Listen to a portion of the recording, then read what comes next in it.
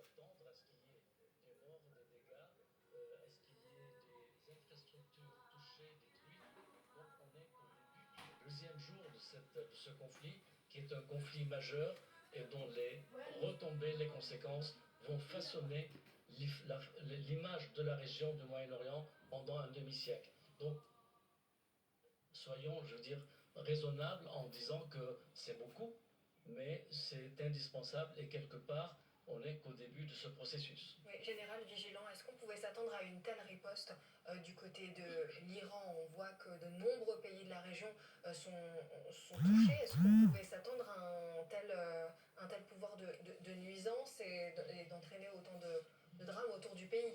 Absolument, et d'ailleurs, c'était l'une des raisons pour lesquelles le Pentagone n'était pas tout à fait aligné sur la position de la Maison-Blanche.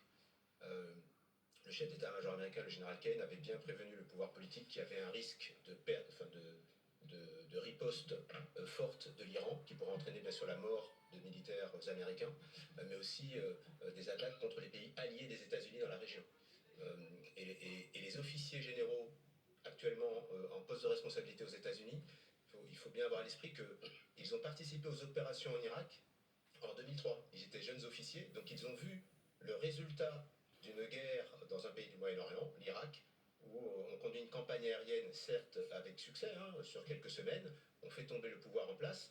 En revanche, il n'y a pas eu de solution politique derrière, et on est parti pour 9 années de chaos, et qui a été suivi ensuite par la création de Daesh, et avec tous les développements que vous connaissez. Ces mêmes officiers américains qui avaient participé aux opérations aériennes ou à terre en 2003 étaient en Irak 15 ans après. Donc ils ont vu le résultat. Et c'est pour ça qu'ils savent que c'est très facile de commencer une opération militaire, c'est beaucoup plus difficile de la terminer. Et surtout d'annoncer mission accomplie, finalement. Oui, et puis surtout, enfin, au-delà de l'annonce, c'est Non, mais finalement refermer. d'arrêter cette guerre. À quel moment Exactement.